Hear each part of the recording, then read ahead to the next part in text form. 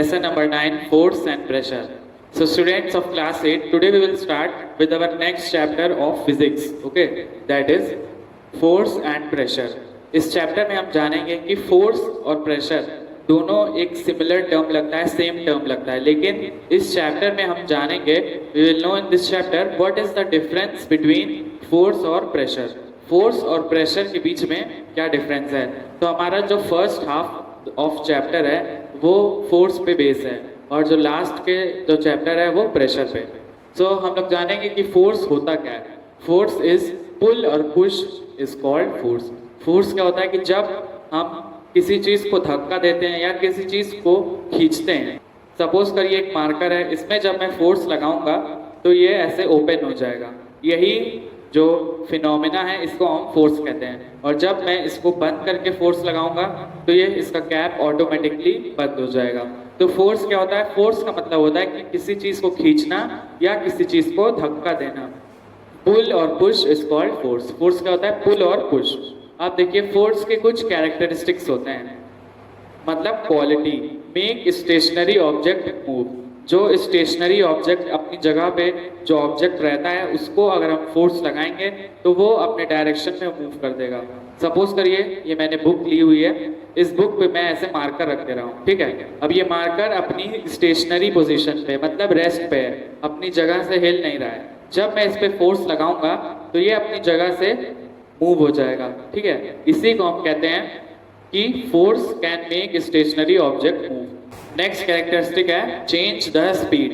Force क्या कर सकता है कि ऑब्जेक्ट की स्पीड को चेंज कर सकता है. जैसे सपोज करिए कि एक गोलकीपर है, फुटबॉल हो रहा है, यहाँ पे एक गोलकीपर है, उधर से प्लेयर ने शूट किया बॉल को, बॉल पे फोर्स लगाया ताकि वो गोल मार सके. जब बॉल गोलकीपर के पास आएगी तो उसने क्या किया, ऐसे हाथ लगा के रोक दिया, ठीक है. उसने क्या किया, हाथ लगा के अपना मस्कुलर फोर्स उसने बॉल पे अप्लाई किया और बॉल वहीं पे रुक गई. तो यही है कि वो फोर्स क्या कर सकता है कि स्पीड को चेंज कर सकता है. जैसे बहुत तेज उधर से किसी ने गोल करने के लिए फुटबॉल को मारा, मेरी तरफ स्पीड में बॉल आ रही है, मैंने उसको यूं करके रोक दिया, ठीक है.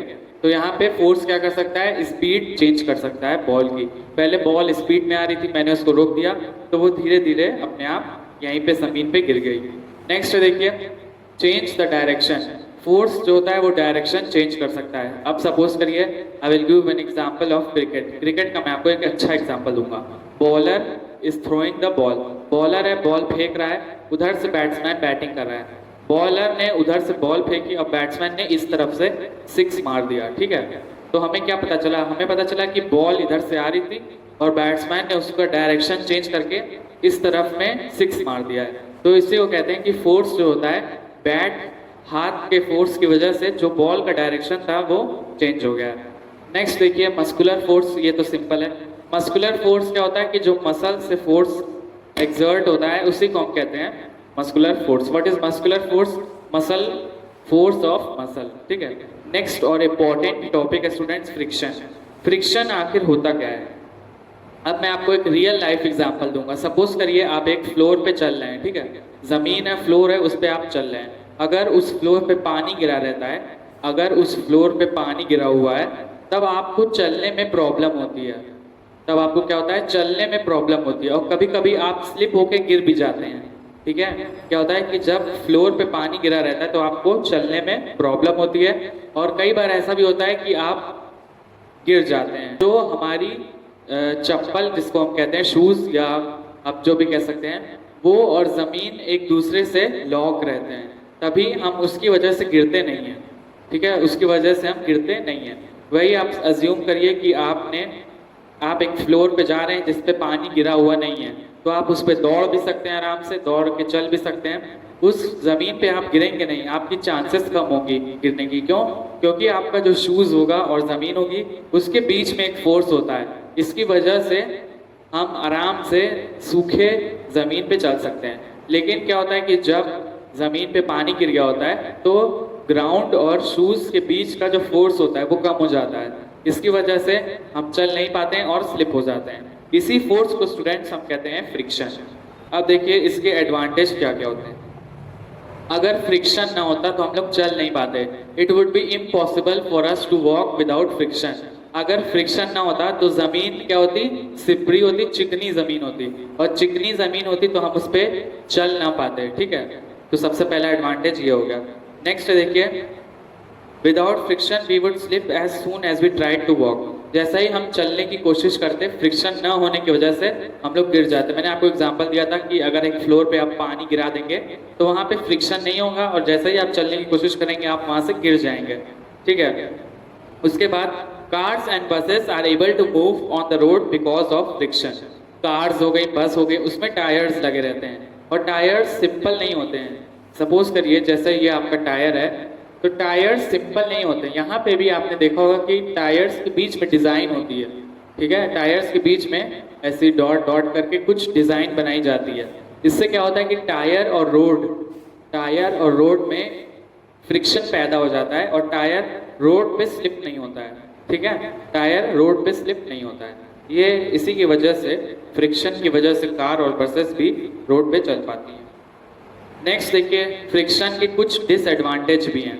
जैसे हम आपको स्लीपर्स का एग्जांपल दे देंगे, चप्पल का, कि जब हमारी चप्पल 7-8 महीने पुरानी हो जाती है तो चप्पल हमारी घिस के खराब हो जाती है, ठीक है। हमारी चप्पल क्या होती है, घिस के खराब हो जाती है। ये किसकी वजह से होता है, फ्रिक्शन की वजह से। नेक्स्ट देखिए, फ्रिक्शन जनरेट्स हीट। फ्रिक्शन कभी कभी हीट भी जनरेट कर सकती है। जैसे एग्जाम्पल मैं दूंगा आपको मशीन का। मशीन जब काम करती है तो वो गर्म हो जाती है। फैन का एग्जांपल ले लीजिए, जब फैन भी ऐसे घूमता है तो वो गर्म हो जाता है। क्यों गर्म होता है, फ्रिक्शन की वजह से। फ्रिक्शन की वजह से उसका जो पार्ट्स होते हैं वो किसी चीज़ से घिस के वो गर्म हो जाता है, और फैन की लाइफ भी खराब हो जाती है। तो ये कुछ डिसएडवांटेज थे। नेक्स्ट है कि फ्रिक्शन को हम कैसे रिड्यूस कर सकते हैं, पॉलिश करके। अगर रफ सरफेस है उसको हम पॉलिश कर देंगे तो वो फ्रिक्शन कम हो जाएगा उसमें। ल्यूब्रिकेशन है, अगर हम ल्यूब्रिकेटिंग ऑयल, जैसे साइकिल की चेन होती है, साइकिल की चेन पे कभी कभी जंग लग जाता है। इससे जब हम लोग पेडल चलाते हैं तो बहुत मुश्किल होती है साइकिल को आगे बढ़ाने में, लेकिन जब हम उसमें चेन की ऑयलिंग कर देते हैं इससे हमारी साइकिल स्मूथ हो जाती है। तो हम फ्रिक्शन को रिड्यूस कर सकते हैं। नेक्स्ट है स्ट्रीम लाइनिंग की वजह से। जैसे आपने एरोप्लेन देखा होगा, वो जब एरोप्लेन स्टार्ट होता है, या आप जेट का एग्जांपल ले लीजिए, जब जेट स्टार्ट होता है तो वो कुछ ऐसा होता है, यहाँ पे उसकी बॉडी जो होती है वो ऐसे करके शुरू होती है। इससे क्या होता है कि जो भी एयर इस पे आती है वो डाइवर्ट हो जाती है, ठीक है। एयर जो आती है वो कुछ एयर यहाँ पे चली जाती है, कुछ एयर यहाँ पे रह जाती है। इससे फ्रिक्शन कम हो जाता है। यही अगर एरोप्लेन ऐसा रहेगा तो पूरी एयर इस पे आएगी, ठीक है, और इसकी वजह से एक्सीडेंट्स होने के ज़्यादा चांसेस भी हो जाएंगे, और ये जो मटेरियल है ये भी खराब हो जाएगा। इसी की वजह से जो एरोप्लेन्स, जेट होते हैं, उनकी स्ट्रीमलाइन बॉडी होती है, ताकि एयर अपनी जगह से मूव हो जाए और ज़्यादा उस एरिया पे प्रेशर ना पड़े, ठीक है। नेक्स्ट स्टूडेंट्स देखिए, हमारा ग्रेविटेशनल फोर्स।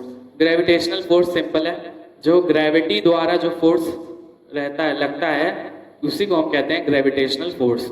अगर ग्रेविटेशनल फोर्स ना होता तो हम जमीन पे खड़े नहीं हो पाते, ठीक है। सपोज करिए कि ये अर्थ है, ये दो तरफ है, एक साइड पीपल यहाँ रहते हैं और एक तरफ पीपल यहाँ रहते हैं। दोनों जो लोग रहते हैं वो जमीन पे रहते हैं, ठीक है। किसकी वजह से, ग्रेविटेशनल फोर्स की वजह से।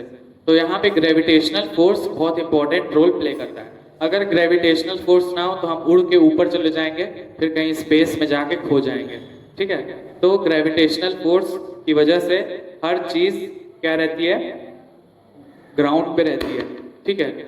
और लास्ट है देखिए स्प्रिंग बैलेंस। स्प्रिंग बैलेंस क्या होता है, डिवाइस होता है जिससे हम वेट मेजर कर पाते हैं।